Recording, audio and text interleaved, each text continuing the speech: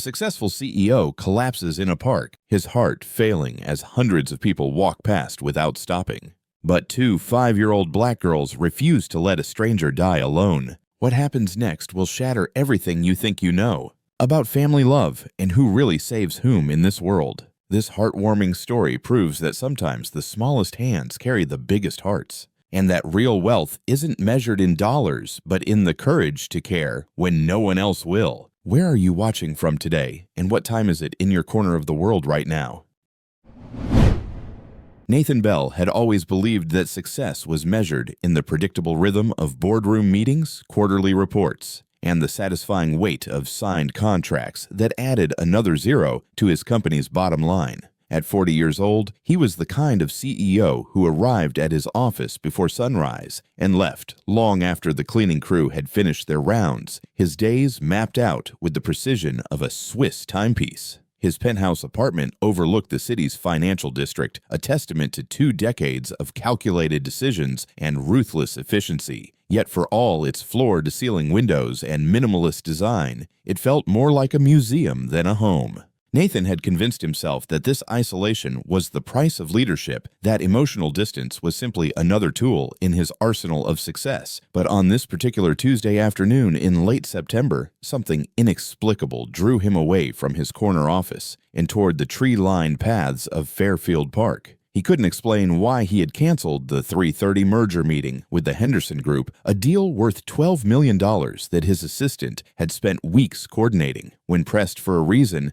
Nathan had simply told her he needed some air, which was perhaps the most honest thing he had said to another human being in months. The park stretched out before him like an oasis of green in the concrete jungle he had spent his career helping to build, families scattered across the grass with picnic blankets and children chasing after soccer balls with the kind of unbridled joy that felt foreign to him now. He walked the winding path with his hands buried deep in his tailored suit pockets, his mind churning through the familiar calculations of profit margins and market projections when suddenly the world tilted sideways and the carefully constructed walls of his existence came crashing down around him. The heart attack struck without warning, a crushing weight that began in his chest and radiated outward like lightning through his entire body. Nathan collapsed beside a weathered park bench, his expensive Italian leather shoes scraping against the asphalt as consciousness slipped away from him like water through his fingers. The business people who hurried past on their way to meetings stepped around his fallen form without breaking stride, their eyes fixed on their phones and their minds already 3 appointments ahead, and for several terrifying minutes, it seemed as though Nathan Bell, master of his universe, would simply fade away, unnoticed, on a park path where children played and lovers walked hand in hand. That's when 5-year-old Minnie Douglas noticed the man lying so still beside the bench, his face pale as winter snow, and his breathing shallow and ragged. She had been playing hide-and-seek with her twin sister Jenny among the oak trees that bordered the playground, their grandmother Bernice watching from a nearby bench, while keeping one worried eye on the hospital across the street where their mother Claudine lay in a medically induced coma following a car accident that had shattered their small family's world 3 weeks earlier. Minnie approached the motionless figure with the fearless curiosity that only children possess, her small hand reaching out to gently shake his shoulder. "Mister, are you out of batteries?" she asked, her young voice carrying the innocent logic of a generation raised on electronic toys and devices that sometimes just needed to be recharged. Jenny, always the more cautious of the twins, hung back for a moment before joining her sister beside the fallen man. Unlike Minnie's playful approach to life, Jenny carried herself with a seriousness that seemed far too heavy for such small shoulders, her dark eyes taking in details that most adults would miss. She recognized immediately that this wasn't a game or a nap, that something was terribly wrong with the stranger who lay so still on the path where they played every day while waiting for visiting hours at the hospital. "We need to call someone," Jenny said, her voice steady despite the fear that was beginning to creep into her chest. Their grandmother had given each girl a simple cell phone with large buttons and a bright red emergency key that connected directly to 911, a precaution born from too many years of watching the world take away the people she loved without warning. Jenny pulled the device from her pocket with hands that trembled only slightly, pressing the red button with the determination of someone who had already learned that sometimes 5-year-olds had to be the grown-ups when the actual grown-ups weren't paying attention. The emergency dispatcher's voice crackled through the small speaker, professional and calm, in the way that people trained for crisis always sounded, asking for the nature of the emergency and the location of the incident. Jenny's response was clear and precise, providing the park's address with the kind of accuracy that impressed even the seasoned operator on the other end of the line, while Minnie continued to pat Nathan's shoulder and whisper encouragements about not giving up and remembering to breathe. Within minutes, the wail of sirens cut through the afternoon air, and the paramedics who rushed to Nathan's side couldn't hide their amazement when they learned that the call had come from 2 little girls who had refused to walk away from a stranger in need. As the ambulance doors closed and Nathan Bell began his journey back from the edge of death, Minnie and Jenny stood holding hands beside their grandmother, watching the emergency vehicle disappear into traffic with its precious cargo. They had no way of knowing that their simple act of compassion had not only saved a man's life, but had also set in motion a chain of events that would transform all of their lives in ways they couldn't yet imagine, proving, once again, that sometimes the most important moments in our lives begin not with grand gestures or carefully planned decisions, but with the pure hearts of children who see someone in need and choose to help. 3 days later, Nathan Bell opened his eyes to the sterile white ceiling of St. Mary's Hospital, his throat dry as sandpaper and his chest wrapped in monitoring wires that beeped with the steady rhythm of a life that had almost slipped away. The cardiologist who stood beside his bed was a middle-aged woman with kind eyes and graying hair, her white coat bearing the name Dr. Patricia Martinez. And when she spoke, her voice carried both professional authority and genuine concern. She explained that Nathan had suffered a massive heart attack brought on by a dangerous arrhythmia, a condition that had likely been building for months without any warning signs, and that without immediate medical intervention, he would have died on that park bench within minutes. The words hit him like a physical blow, not because he feared death, but because he realized how close he had come to leaving this world without a single person noticing his absence until Monday morning, when his assistant would have wondered why he hadn't shown up for the weekly staff meeting.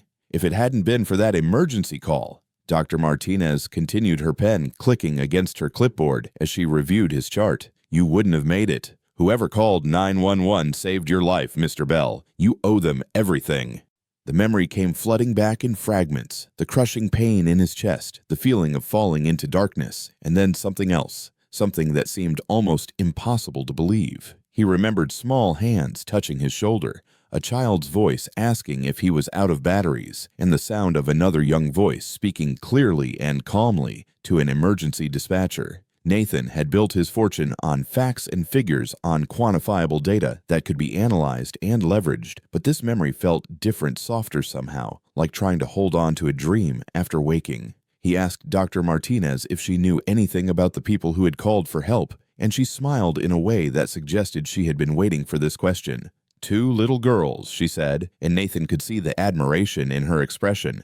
5-year-old twins. The hospital staff has been talking about them all week. They visit their mother every day in the intensive care unit just 2 floors up from here. Their grandmother brings them, and apparently they've been asking about you, constantly wanting to know if the man from the park is going to be okay. Nathan felt something shift inside his chest, an emotion he couldn't quite identify because it had been so long since he had experienced genuine gratitude toward another human being. He had spent decades surrounding himself with people who wanted something from him, employees who needed his approval, business partners who sought his money, acquaintances who enjoyed the status of knowing a successful CEO. But these children had helped him without expecting anything in return, without even knowing who he was or what he could offer them. The realization was both humbling and terrifying because it suggested that everything he had believed about human nature, about the transactional basis of all relationships, might be fundamentally wrong. He asked Dr. Martinez if it would be possible to meet these children, to thank them for what they had done, and she hesitated for a moment before explaining that their family was dealing with their own crisis. Their mother, Claudine Douglas, was a nurse who worked in the pediatric ward, a woman beloved by both colleagues and patients for her gentle manner and unwavering dedication, and she had been in a medically induced coma for nearly a month following a car accident that had left her with severe brain trauma. The girls and their grandmother spent every day at the hospital waiting and hoping for any sign of improvement, living in that terrible limbo between hope and despair that families of coma patients knew all too well. I can ask their grandmother if she'd be willing to let you meet them. Dr. Martinez offered, her voice careful and measured. But I should warn you that Bernice Douglas is a formidable woman who doesn't trust easily, especially when it comes to her granddaughters. She's been their primary caregiver since their father died 4 years ago, and she's very protective. 2 hours later, Nathan found himself sitting in a wheelchair in the hospital's main corridor, his heart monitor still beeping softly as he waited for what felt like the most important meeting of his life. He had changed from the hospital gown into the spare clothes his assistant had brought from his apartment, a simple blue sweater and dark slacks that made him look less like a CEO and more like an ordinary man recovering from a brush with death. When the elevator doors opened and 2 small figures emerged hand in hand with an elderly black woman who walked with the careful dignity of someone carrying too much responsibility on her shoulders, Nathan felt his breath catch in his throat. Minnie and Jenny Douglas were exactly as he had remembered them in his fragmented memories, identical twins with bright, curious eyes and small faces that held both innocence and a wisdom that seemed far beyond their years. They wore matching yellow dresses that their grandmother had clearly pressed with care, their hair braided with colorful ribbons, and they moved through the hospital corridor with the familiarity of children who had spent too many days in this place of healing and heartbreak. Behind them walked Bernice Douglas, a woman in her 70s, whose silver hair was pulled back in a neat bun and whose dark eyes missed nothing as they assessed Nathan with the kind of scrutiny that made him feel as though she could see straight through to his soul. The twins recognized him immediately, and Minnie broke free from her grandmother's hand to rush forward with the boundless energy that only 5-year-olds possessed, her face lighting up with genuine joy at seeing the man they had helped. "You're awake," she exclaimed, her voice echoing off the hospital walls with pure delight. "We were worried about you. Grandma Bernice said sometimes people don't wake up when they fall down like that." Jenny approached more cautiously, her serious expression unchanged as she studied Nathan's face with the intensity of a scientist examining a specimen. When she finally spoke, her words carried the weight of someone who had already learned that adults didn't always keep their promises. "You owe me a donut," she said matter-of-factly, crossing her small arms across her chest. "A big one, with sprinkles." For the first time in years, Nathan Bell threw back his head and laughed with genuine amusement, the sound surprising even himself as it bubbled up from someplace deep inside that he had forgotten existed. The absurdity of a 5-year-old demanding payment in baked goods for saving his life struck him as both perfectly logical and utterly delightful, and he found himself grinning at these remarkable children who had pulled him back from the edge of death and were now negotiating the terms of his gratitude with the seriousness of seasoned business professionals. Bernice Douglas stood behind her granddaughters with her arms crossed and her expression carefully neutral, her brown eyes studying Nathan with the kind of wariness that came from decades of watching people make promises they had no intention of keeping. She had raised 6 children of her own and had buried 2 of them, had worked 3 jobs to keep food on the table and clothes on their backs, and had learned the hard way that when wealthy white men showed up offering gratitude and assistance, there was usually a price attached that became clear only after the contracts were signed. Her voice, when she finally spoke, was polite but firm, carrying the authority of someone who had spent a lifetime protecting the people she loved from disappointment and heartbreak. "Mr. Bell," she said, extending her hand for a brief shake that was more formality than warmth. "The girls have been asking about you every day since it happened. I told them we'd come see how you were doing, say thank you goes both ways, and then we'd be on our way." Nathan could hear the dismissal in her tone, the clear implication that this visit was intended to be brief and final, a closing of the books on an incident that had brought their lives together by accident rather than design. He understood her protectiveness, recognized it as the same instinct that had driven his own grandmother to warn him about people who wanted something from the family money, But something in the way Minnie's hand had slipped so trustingly into his, and the way Jenny continued to study his face with those wise, dark eyes, made him realize that he wasn't ready to close this particular book just yet. "Mrs. Douglas," he said, his voice carrying a sincerity that surprised even him, "I didn't come here just to say thank you. I came because I honestly don't know where else to go." The admission hung in the air between them, like a confession, raw and vulnerable, in a way that Nathan had never allowed himself to be in front of strangers, and he could see something shift in Bernice's expression, a slight softening around the eyes that suggested his honesty had caught her off guard. Minnie tugged on his sleeve with the impatience of a child who had been listening to adult conversation for as long as her attention span would allow, her bright voice cutting through the tension with the efficiency of a sword through silk.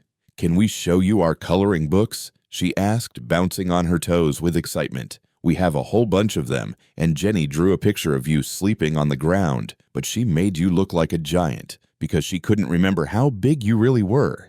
What began as a brief courtesy visit stretched into an afternoon that changed something fundamental in Nathan's understanding of what it meant to be alive in the world. He found himself sitting cross-legged on the floor of the hospital's family waiting area, his expensive sweater forgotten as he helped Minnie fold origami cranes from sheets of colored paper that the nurses had provided, while Jenny worked beside them with fierce concentration on what she announced was a formal apology letter that Nathan needed to write to the park bench for lying down in the wrong place. The absurdity of it should have embarrassed him, a 40-year-old CEO sitting on a hospital floor playing children's games, but instead, he felt something he hadn't experienced since his own childhood, the simple joy of being present in a moment without calculating its value or planning the next strategic move. "You're doing it wrong," Jenny informed him with the blunt honesty that only children possessed, pointing at his attempt to fold a paper crane that looked more like a deformed swan. "See? You have to make the wings even, or it won't fly properly. Here, watch me." Her small fingers moved with surprising dexterity as she demonstrated the proper technique, her voice taking on the patient tone of a teacher explaining a concept to a slow student, and Nathan found himself following her instructions with the same attention he usually reserved for merger documents and quarterly reports. When his crane finally took proper shape, Minnie clapped her hands with delight and immediately demanded that he make 12 more so they could have a whole flock to decorate their mother's hospital room. "Mama loves birds," she explained, her voice dropping to the conspiratorial whisper that children used when sharing important secrets. "Before she got hurt, she used to take us to the park to feed the ducks, and she always said that birds were God's way of showing us that beautiful things could fly even when the world felt heavy." The mention of their mother brought a moment of quiet to their play, and Nathan could see the shadow that crossed both girls' faces as they thought about the woman who lay unconscious just 2 floors above them. Jenny's hand stilled on her paper crane, and for a moment she looked exactly like what she was, a 5-year-old child who missed her mother with an ache that no amount of coloring books or origami could heal. Without thinking, Nathan reached out and gently touched her shoulder, the gesture as natural as breathing, despite the fact that he had never been comfortable with physical affection. "Tell me about her," he said quietly, his voice carrying a gentleness that surprised Bernice, who had been watching this interaction from her chair nearby with the sharp attention of a woman who had learned to judge people by their actions rather than their words. What followed was an hour of stories that painted a picture of Claudine Douglas as a woman who had dedicated her life to caring for others, who worked double shifts at the hospital to provide for her daughters, while still finding time to read them bedtime stories and help with their homework. Minnie's voice was animated as she described how their mother could make pancakes in the shape of butterflies and knew all the words to every Disney song ever written, while Jenny's contributions were more practical, noting that their mother never missed a parent-teacher conference and always remembered to pack extra juice boxes in their lunch bags in case another child forgot theirs. As the afternoon wore on and visiting hours approached, Nathan found himself reluctant to return to his own hospital room, to the sterile silence and the stack of business documents that his assistant had left for his review. He had spent the last 20 years building walls around his heart, convincing himself that emotional connections were liabilities that successful people couldn't afford, but these 2 little girls had somehow slipped past his defenses with their honest laughter and their simple acceptance of his presence in their world. When Bernice finally announced that it was time to go upstairs to see their mother, Nathan surprised himself by asking if he could walk with them to the elevator. "We'll be back tomorrow," Minnie announced as they waited for the elevator doors to open, her small hand slipping into Nathan's with the trust that children gave so freely and adults guarded so carefully. "Will you still be here? Because we didn't finish our Crane family, and Jenny still has to help you write that apology letter to the bench." Nathan looked down at her expectant face, then at Jenny, who was pretending not to care about his answer while hanging on every word, and finally at Bernice, whose expression had softened considerably over the course of the afternoon. He realized that for the first time in years, he had somewhere he actually wanted to be people he genuinely wanted to see again, and the knowledge was both terrifying and wonderful. "I'll be here," he promised, and meant it with every fiber of his being. The next morning brought Nathan his first real glimpse into the world that Minnie, Jenny, and their grandmother inhabited, a world that existed parallel to his own, but operated by entirely different rules and rhythms. He had been discharged from the cardiac unit, but had chosen to remain at the hospital as what the staff politely termed a voluntary patient, using his considerable resources to secure a private room that served more as a base of operations than a place of recovery.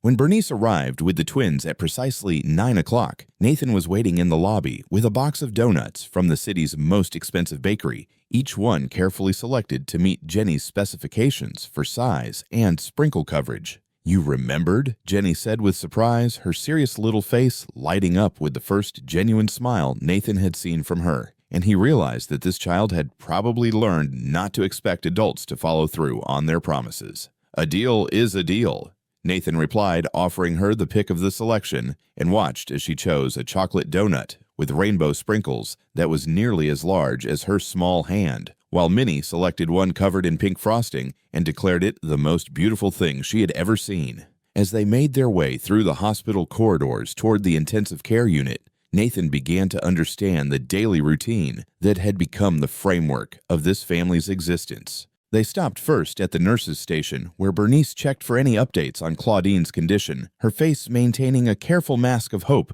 while her hands betrayed her anxiety by twisting the strap of her worn leather purse. The medical staff knew them well, greeting the twins by name and always having a few minutes to chat about school or the weather or the latest drawings they had made for their mother's room. "Mrs. Douglas is stable," the head nurse reported with the kind of professional kindness that healthcare workers developed after years of delivering news that was neither good nor bad, but simply unchanged. "Her vitals are strong, and we're continuing to monitor her brain activity. The doctor will be making rounds at 11 if you'd like to speak with him."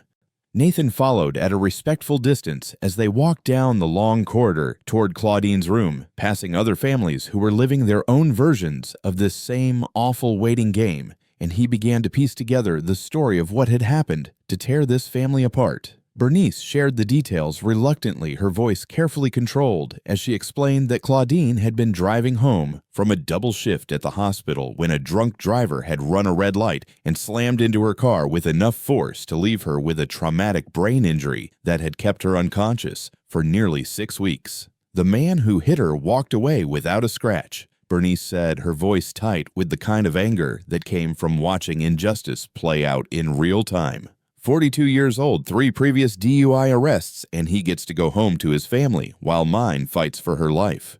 "The lawyers say we might get some compensation eventually, but that doesn't bring back the woman my granddaughters need." The bitterness in her voice was understandable, but Nathan could hear something else underneath it, a bone-deep weariness that spoke of too many years spent carrying burdens that were too heavy for one person to bear alone. At 74, Bernice had expected to be enjoying her retirement, perhaps traveling to visit the grandchildren who lived in other states, or finally reading all the books that had been piling up on her nightstand for decades. Instead, she had become the primary caregiver for 2 5-year-old girls while managing her daughter's medical care and trying to navigate the complex world of insurance claims and legal proceedings that had become their new reality. When they reached Claudine's room, Nathan hung back in the doorway while the twins rushed to their mother's bedside, their voices dropping to whispers as they began their daily ritual of sharing the events of their morning and updating her on all the important developments in their small world. Minnie climbed carefully onto the chair beside the bed and began arranging the paper cranes they had made the day before on the windowsill, creating a colorful display that caught the morning sunlight and cast dancing shadows on the wall. Jenny took a more practical approach, pulling out a notebook and reading aloud from what appeared to be a daily report she had been keeping for her mother, complete with weather updates and cafeteria menu reviews.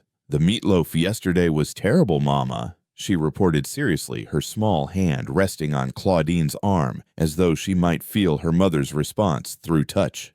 "Even the nurses said it looked like cardboard. But the Jell-O was good, and Minnie saved you the cherry from the top of her sundae because she remembered that's your favorite." Nathan found himself studying the woman who lay so still in the hospital bed, trying to reconcile the vibrant person described in her daughter's stories with the figure before him, who was connected to machines that monitored every heartbeat and breath. Claudine Douglas was younger than he had expected, probably in her late 30s, with the kind of natural beauty that needed no enhancement, and skin that spoke of African heritage mixed with something else that gave her features an exotic elegance. Even in unconsciousness, she maintained a dignity that suggested strength of character, and Nathan could see traces of both twins in the shape of her mouth and the set of her jaw. As the morning progressed, Nathan began to understand the complex ecosystem that surrounded a long-term coma patient, the way that hope and routine became intertwined in a daily dance of medical procedures and family rituals. He watched as Bernice consulted with doctors and nurses, asking the same questions she had been asking for weeks and receiving the same carefully neutral responses about brain activity and healing timelines. He saw how the twins had adapted to this environment, moving through the hospital with the confidence of children who had learned to find stability in an unstable situation, making friends with the cleaning staff, and knowing which vending machines had the best snacks. "She can hear us," Minnie announced to Nathan during one of their quiet moments, her voice carrying the absolute certainty that only children possessed. "Sometimes when I'm talking to her, her fingers move just a little bit, like she's trying to hold my hand, but she's too tired to do it properly." Nathan wanted to offer some gentle skepticism about the likelihood of coma patients being aware of their surroundings, but something in the way Minnie's eyes lit up when she spoke about these small signs of hope made him hold his tongue. Who was he to question the faith that was helping this little girl navigate the most difficult experience of her young life? Instead, he found himself sitting beside Claudine's bed, telling her about the remarkable daughters she had raised and the extraordinary grandmother who was caring for them with such devotion. "They saved my life," he said quietly, his voice meant for Claudine's ears even though he knew she probably couldn't hear him. "Two little girls who could have walked past a stranger in trouble, but instead they stopped to help. You should be proud of them, and when you wake up, I hope you'll let me thank you for raising the kind of children who make the world a better place." What Nathan didn't know was that his presence at the hospital had not gone unnoticed by the staff, particularly by those who remembered Claudine's attempts months earlier to secure additional support for her family through the hospital's charity care program. Her application had been denied for reasons that had more to do with bureaucratic prejudice than actual policy, and more than one nurse had wondered privately whether the outcome might have been different if Claudine Douglas had been Claudine Davidson, or if her address had been in a different zip code, or if the committee reviewing her case had been able to see past their own unconscious biases to recognize a deserving family in need. By the end of his first week at the hospital, Nathan had established a routine that would have seemed impossible to him just days earlier, but which now felt as natural as breathing. He arrived each morning before Bernice and the twins, using the time to speak quietly with the nursing staff about Claudine's condition and to ensure that the small improvements he had begun making to their daily experience went unnoticed by the family. He had learned that Jenny struggled with reading but was too proud to ask for help, so he arranged for a retired teacher from the hospital's volunteer program to spend an hour each afternoon working with both girls on their letters and numbers, disguising it as a general activity program for children of long-term patients. When he discovered that Minnie's favorite breakfast was chocolate chip pancakes, but the hospital cafeteria only served them on Sundays, he quietly spoke to the kitchen manager about expanding the weekend menu to weekdays, presenting it as a morale booster for pediatric patients and their families. The changes were subtle enough that Bernice didn't immediately connect them to Nathan's presence, though he could see her sharp eyes beginning to notice that things were running more smoothly than they had in previous weeks. The medication that had been delayed for days due to insurance complications suddenly received approval. The social worker who had been too busy to return phone calls about educational support for the twins suddenly had time for lengthy consultations, and the comfortable reclining chair that appeared in Claudine's room to replace the uncomfortable straight-backed visitor's chair seemed to materialize overnight without explanation. Nathan had spent decades using his wealth and influence to solve business problems, but he had never experienced the quiet satisfaction that came from using those same resources to ease the burden of a family in crisis without seeking recognition or gratitude. "You're different from what I expected," Bernice said to him one afternoon as they sat together in the hospital corridor while the twins attended their tutoring session, her voice carrying a grudging respect that hadn't been there during their first meeting. Nathan looked up from the financial reports he had been reviewing, documents that seemed increasingly irrelevant compared to the real work of caring for people who mattered, and found Bernice studying him with the same intensity that Jenny brought to her coloring books. "Different how?" he asked, genuinely curious about her assessment. "Rich white men usually want everyone to know when they're being generous," she replied with the blunt honesty that he had come to appreciate about this remarkable woman. "They write checks and pose for pictures and make sure their names get on plaques somewhere. But you're doing things so quietly that I almost didn't notice, and when I finally put the pieces together, you acted like it wasn't any big deal."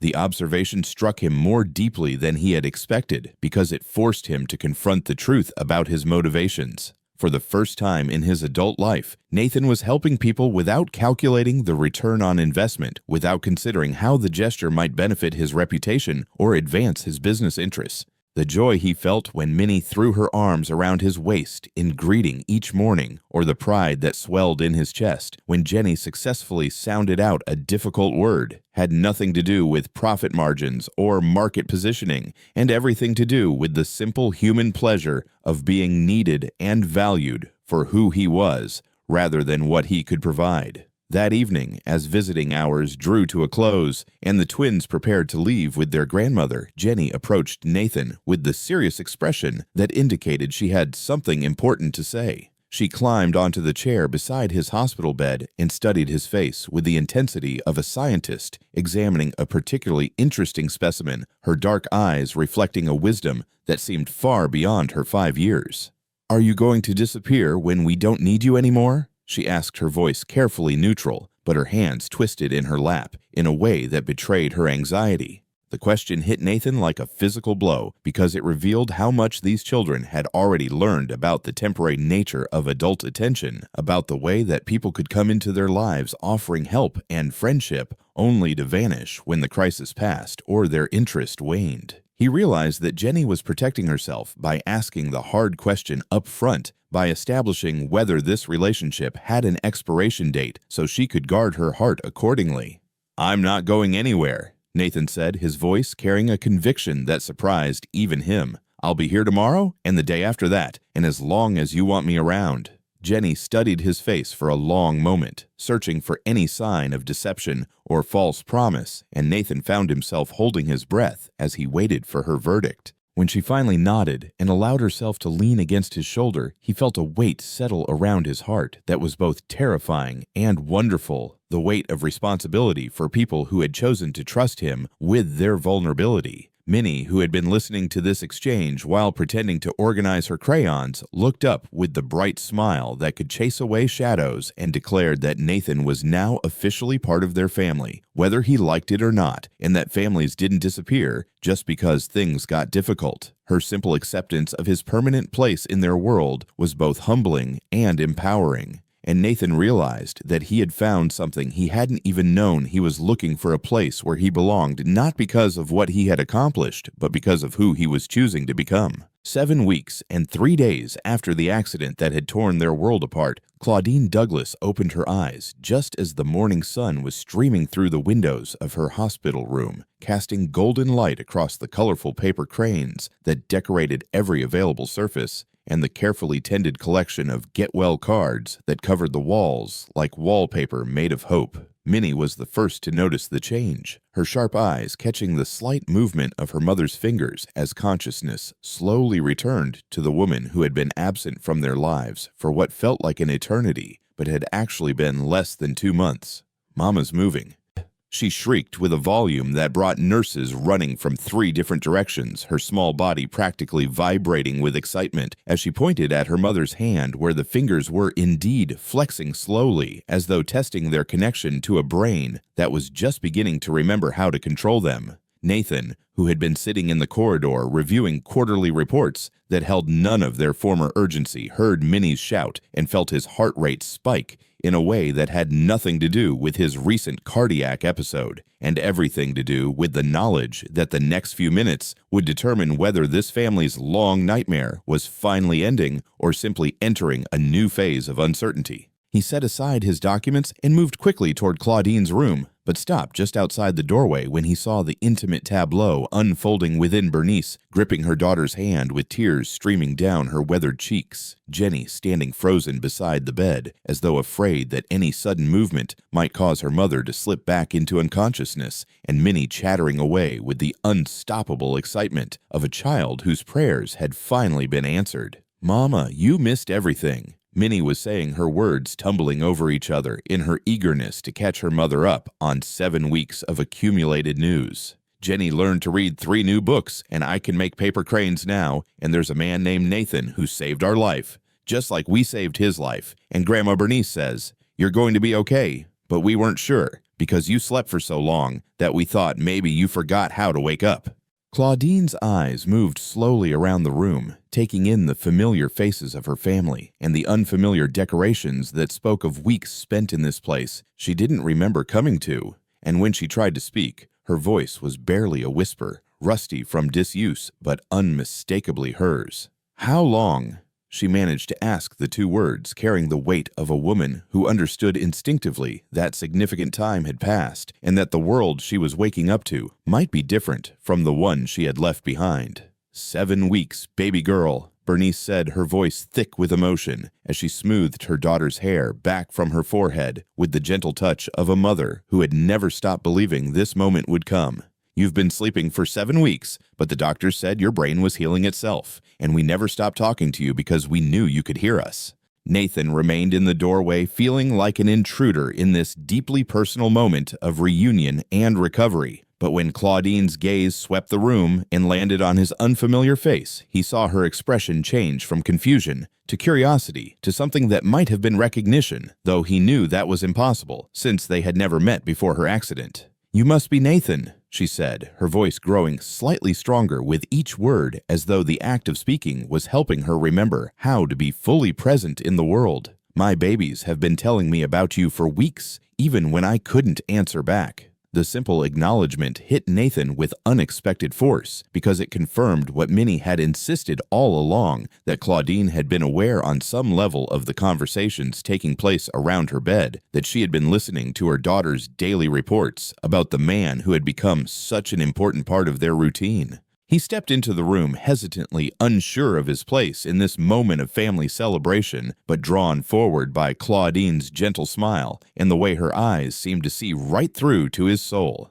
"I should let you have time with your family," he said, already backing toward the door, because his business instincts told him that this was a moment for boundaries and appropriate distance. But Claudine shook her head with surprising firmness for someone who had just emerged from a 7-week coma. "Stay," she said, and the single word carried enough authority to stop him in his tracks. "I want to thank the man who took care of my daughters when I couldn't, who made sure they never felt alone or forgotten while I was away." Nathan felt his throat tighten with emotion as he realized that this woman, who had just awakened to discover that weeks of her life had vanished, was more concerned about expressing gratitude than she was about her own condition or recovery. He could see where Minnie and Jenny had inherited their remarkable capacity for caring about others, their instinctive understanding that the most important currency in life was not money or status, but the simple act of showing up for people when they needed you most. Dr. Martinez arrived within minutes of being notified about Claudine's awakening, bringing with her a team of specialists who needed to conduct various tests to assess the extent of her recovery and determine what challenges might lie ahead. Nathan used the flurry of medical activity as an opportunity to slip away and give the family privacy for what he knew would be a long day of evaluations and discussions about rehabilitation plans and long-term prognosis. As he walked down the hospital corridor toward his own room, he found himself grinning with a joy that felt almost foreign after so many years of emotional numbness, and he realized that Claudine's awakening marked not just her return to consciousness, but his own awakening to the possibility that life could be about more than just accumulating wealth and achievements. The weeks that followed Claudine's awakening brought a new rhythm to their days at the hospital, one that revolved around the careful process of helping a brain injury survivor relearn skills that had once been automatic and rediscover strength that had been temporarily lost. Nathan found himself drawn deeper into the family's daily routine, not as an outsider offering assistance, but as someone who had somehow become essential to their functioning, though none of them could have explained exactly when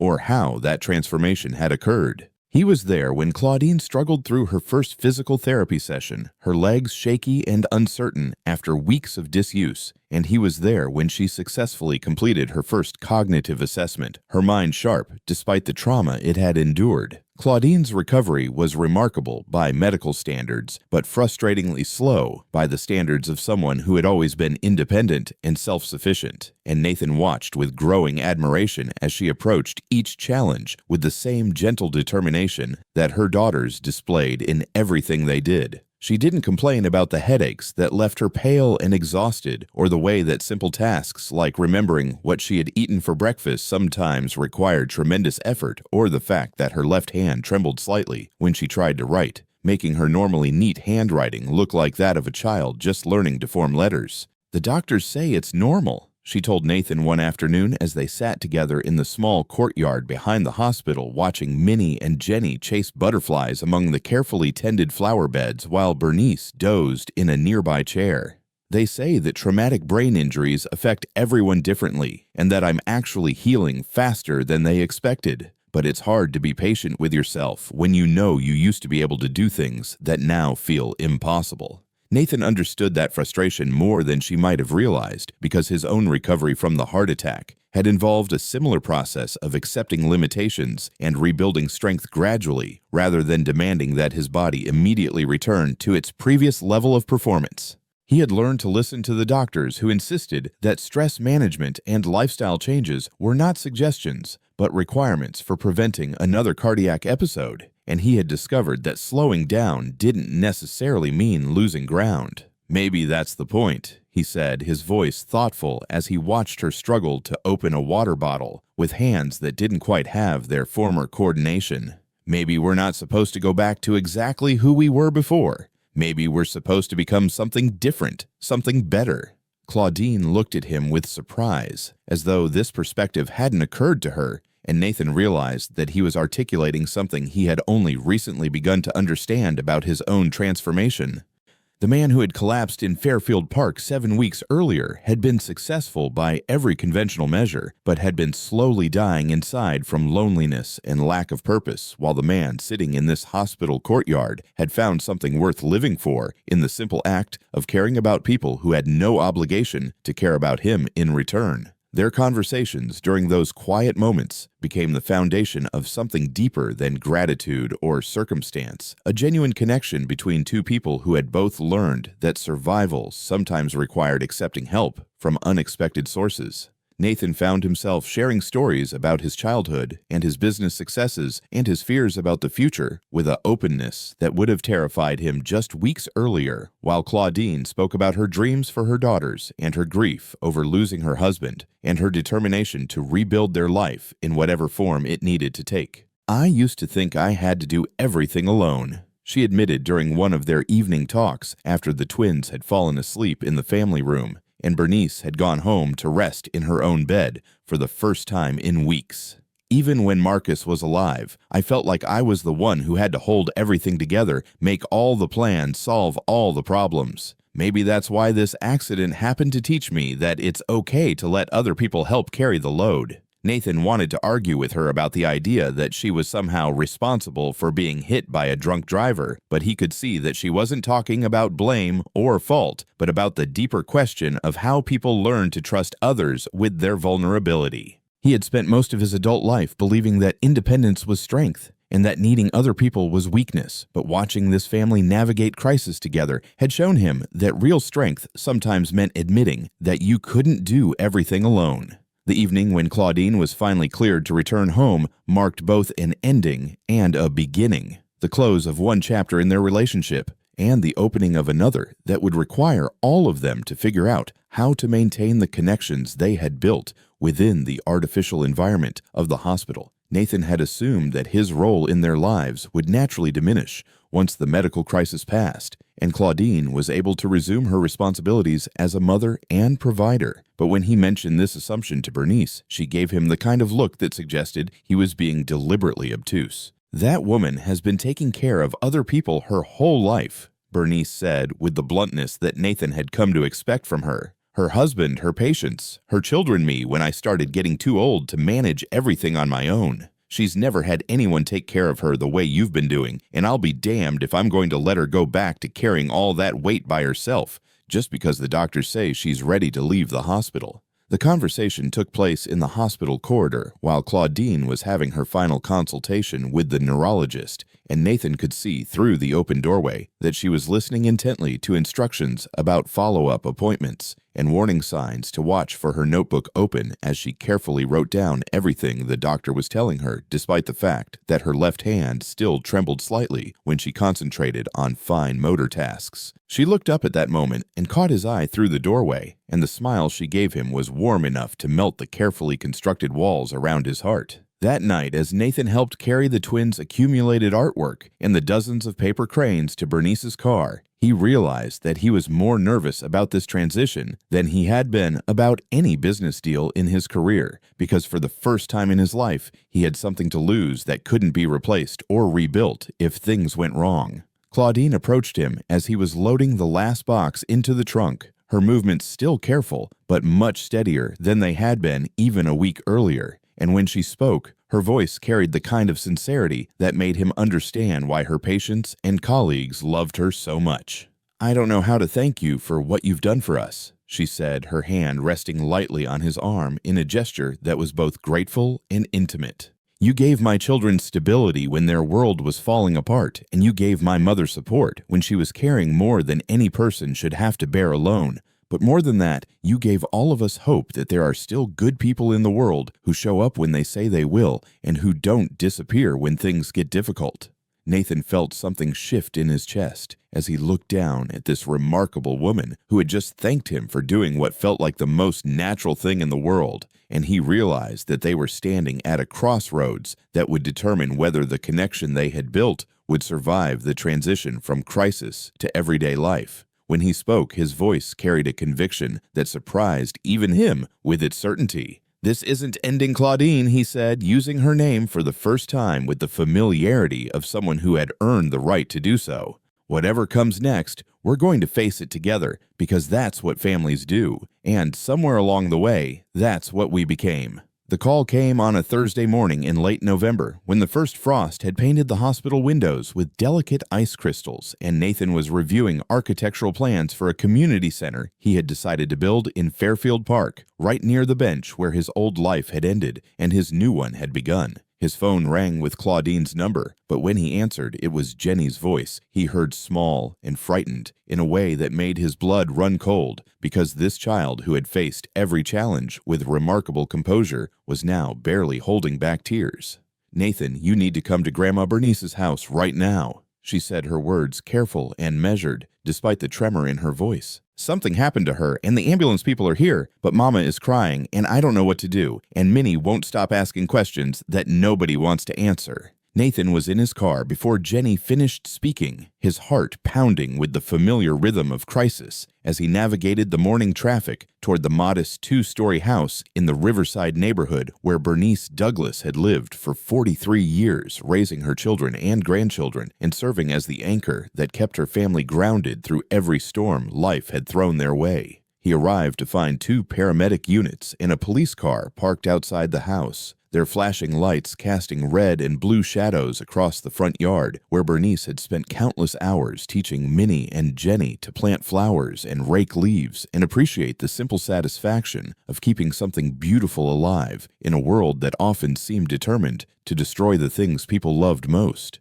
Claudine met him at the front door, her face streaked with tears and her hands shaking with the kind of grief that comes from losing the person who had been your constant support through every difficulty and triumph of your adult life. She fell into his arms without hesitation, her body trembling with sobs that seemed to come from someplace deeper than sorrow, from the terrible recognition that the woman who had been her mother and friend and partner in raising 2 remarkable children was gone, and that the responsibility for holding their small family together now rested entirely on shoulders that were still healing from their own trauma. She had a massive stroke in her sleep, Claudine whispered against his chest, her voice muffled by grief and the fabric of his sweater. The neighbors called when they noticed that she hadn't picked up her newspaper or turned on her porch light, and when the paramedics got here, she was already gone. They said it would have been quick, that she wouldn't have suffered, but Nathan, I don't know how to do this without her. I don't know how to be a mother and father and grandmother all at the same time. Nathan held her tighter, his own eyes burning with unshed tears, as he thought about the remarkable woman who had welcomed him into her family with grudging acceptance that had slowly transformed into genuine affection, who had taught him through example what it meant to love someone fiercely and without reservation, who had spent her final weeks on earth watching her daughter recover and her granddaughters thrive, and Nathan prove himself worthy of the trust she had placed in him. Bernice Douglas had been 74 years old when she died, but she had lived those years with such purpose and determination that her absence felt like a crater in the foundation of everything they had built together. Inside the house, Nathan found Minnie and Jenny sitting together on the floral couch that Bernice had reupholstered twice over the decades, their small faces reflecting different stages of understanding about what had happened to the woman who had been their constant protector and guide. Minnie was asking endless questions about where Grandma Bernice had gone and when she would be coming back, and whether heaven had a garden where she could grow the roses she had loved so much, while Jenny sat in silence with the terrible comprehension of someone who understood that some changes were permanent and that no amount of hoping or praying could bring back the people who left without saying goodbye. Did Grandma Bernice go to be with Daddy? Minnie asked when she saw Nathan, her young voice carrying the innocent logic of a child trying to make sense of loss by connecting it to previous experience with death and separation. Nathan sat down between the twins and pulled them both close, feeling the weight of responsibility settle around his shoulders like a mantle he had never asked for, but was honor-bound to accept because these children needed stability and truth, and the assurance that their world would not continue to fall apart just when they had begun to feel safe again. "Yes, sweetheart," he said, his voice steady despite the emotion that threatened to overwhelm him.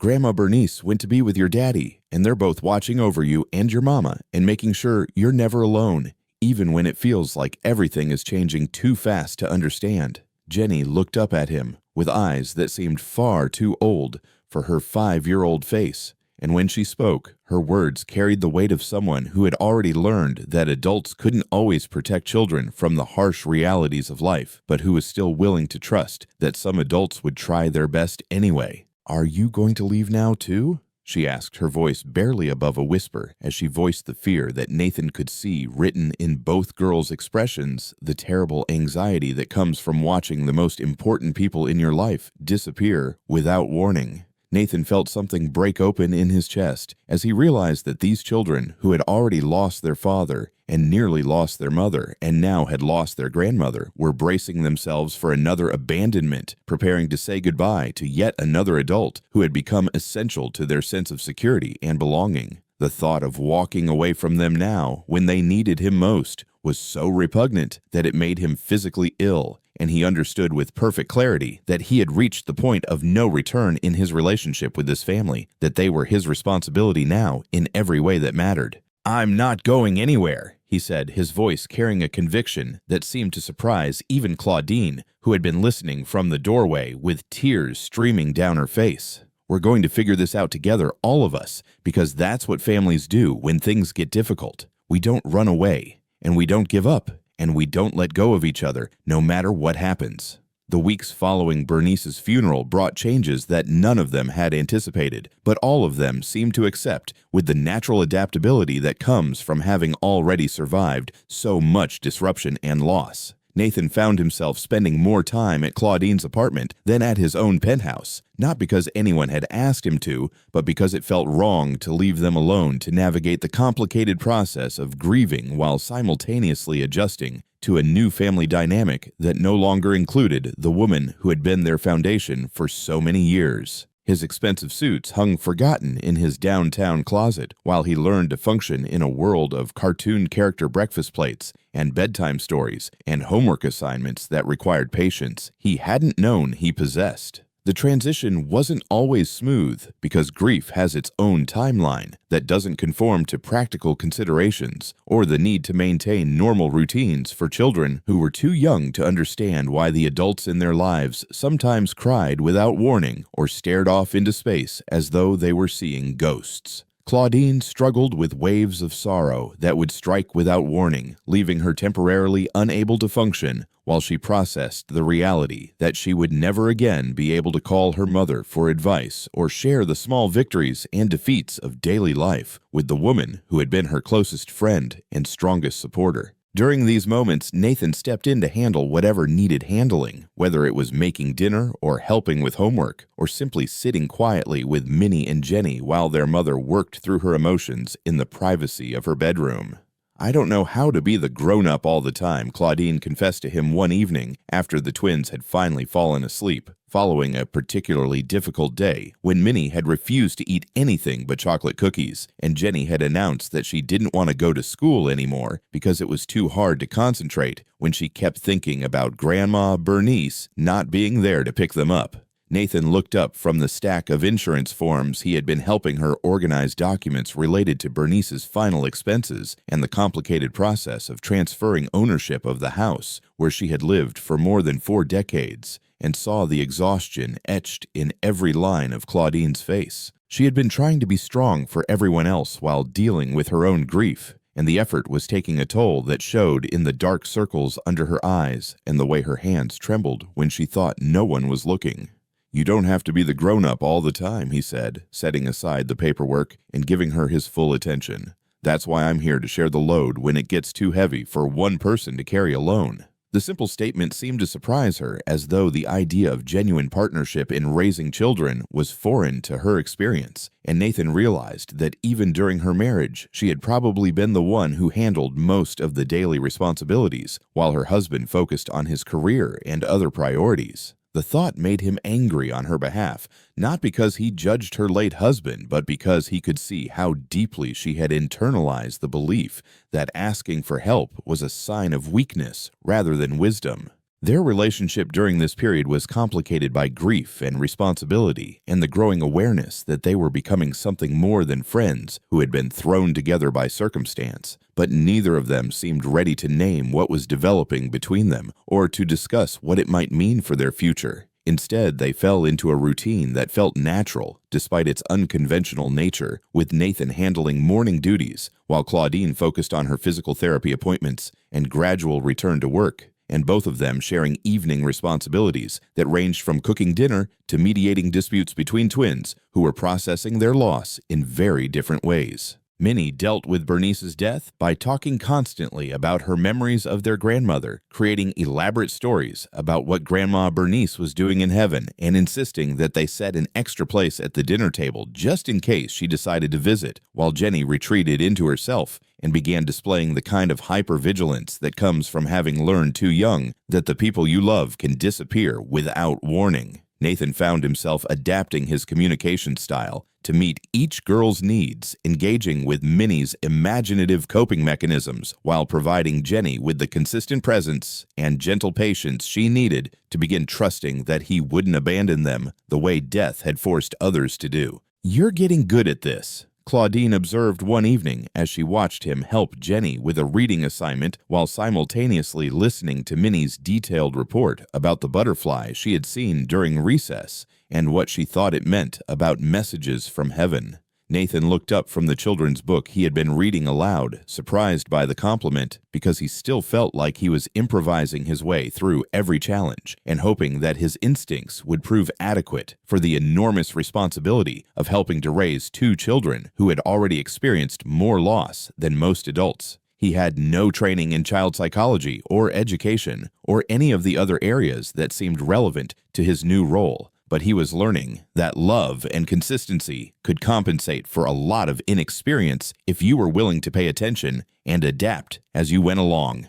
"I'm just following their lead," he said, which was true enough because Minnie and Jenny had become his best teachers in the art of being present for people who needed you, of showing up consistently, even when you didn't have all the answers, of loving without reservation, even when the future was uncertain. That night, after the twins had been tucked into bed with their favorite stuffed animals and enough nightlights to keep the shadows at bay, Nathan and Claudine sat together on the couch in her small living room, not talking, but simply being present with each other in the quiet that comes after a day full of small crises and minor victories. The apartment was nothing like Nathan's sterile penthouse with its expensive art and designer furniture, but it felt more like home than anywhere he had ever lived, probably because it was filled with evidence of lives being lived fully, rather than spaces being maintained for show.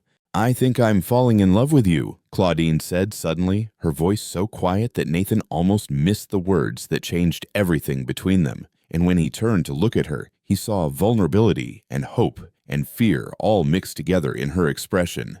"I know I'm falling in love with you," he replied, the admission feeling both terrifying and inevitable as he reached for her hand and felt her fingers intertwine with his in a gesture that was both intimate and eternal. They didn't make grand declarations or discuss what this revelation meant for their future because they both understood that they had already been building something together for months without naming it, creating a family through daily acts of care and commitment rather than through formal ceremonies or legal documents.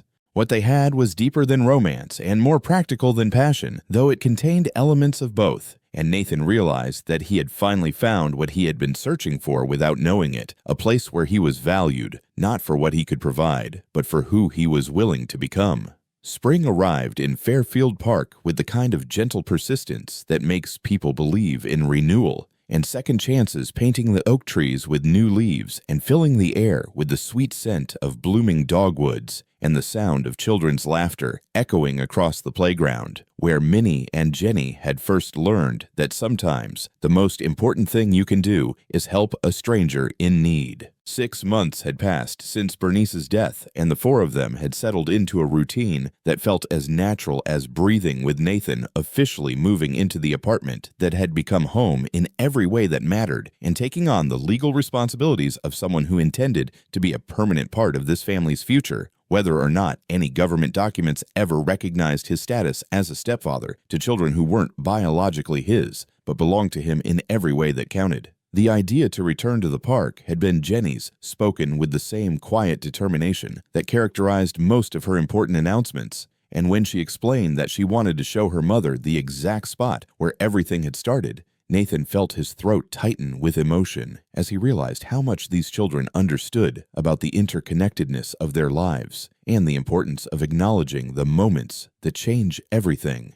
Claudine had agreed, immediately recognizing the symbolic value of the pilgrimage for all of them, and so on a warm Saturday morning in early May, they packed a picnic lunch and walked the familiar path through the park where Nathan had once collapsed from a heart attack and emerged from a coma of loneliness to discover that love could appear in the most unexpected forms. The bench looked exactly the same as it had 8 months earlier, weathered wood painted the same municipal green and positioned at the same angle to catch the morning sun. But everything else about Nathan's perspective had changed so fundamentally that he might as well have been visiting an entirely different universe. Instead of walking alone through the park while avoiding eye contact with the families around him, he was now part of a family himself, listening to Minnie's excited chatter about the squirrels and watching Jenny collect interesting leaves for the nature journal she had started keeping as part of her recovery from grief. while Claudine walked beside him with her hand resting comfortably in his and her eyes bright with the kind of contentment that comes from finally feeling secure in the knowledge that the people you love are going to be there tomorrow and the day after that.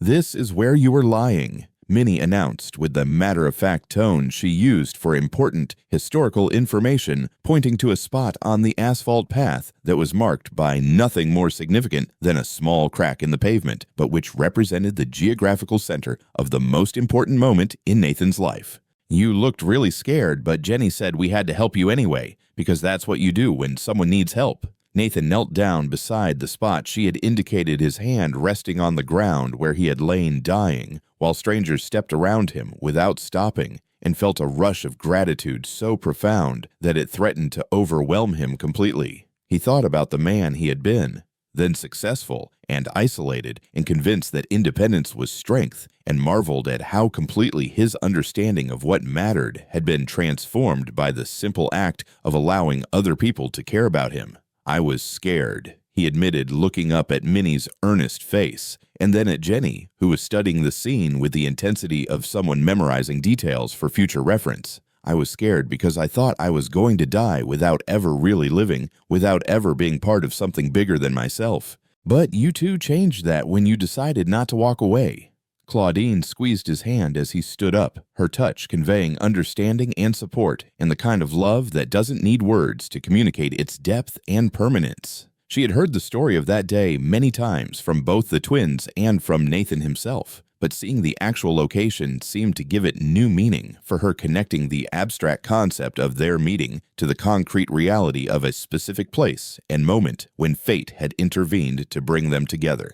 "I used to drive past this park every day on my way to work," she said, her voice thoughtful as she looked around at the families scattered across the grass and the children playing on the swings and slides that Minnie and Jenny had been using when they spotted Nathan collapsed beside the bench. "I always thought it looked like a nice place to bring the girls someday when I had more time, when work wasn't so demanding and life wasn't so complicated. I never imagined that it would become this important to our story." They spread their picnic blanket on the grass near the playground, close enough to watch other children play, while maintaining a comfortable distance from the bench that had become a landmark in their personal geography, and spent the afternoon eating sandwiches and sharing memories and watching Minnie and Jenny demonstrate the improved origami skills they had been practicing with the dedication that children brought to anything that connected them to the adults they loved. Nathan found himself marveling at how completely his definition of success had been rewritten over the past 8 months, how meetings that had once seemed critically important now felt like distractions from the real work of building a life worth living. As the sun began to set and other families started packing up their own picnics and heading home, Nathan stood up and walked back to the bench where his transformation had begun, running his fingers along the smooth wood and thinking about the chain of events that had brought him from that moment of near death to this moment of profound gratitude for being alive. Claudine joined him there, followed by Minnie and Jenny, who climbed onto the bench on either side of him with the comfortable familiarity of children who had never doubted their right to claim space in his heart and his life. "So what happens now?" Claudine asked her question, carrying multiple layers of meaning as she looked at this man who had somehow evolved from stranger to savior to partner to the person she couldn't imagine living without. Nathan felt the weight of 3 pairs of eyes watching him expectantly, waiting for him to provide direction for a future that belonged to all of them equally, and realized that for the first time in his adult life, he was making decisions based not on profit projections or strategic advantages, but on love and commitment, and the simple desire to wake up every morning knowing that he was part of something beautiful and worthwhile.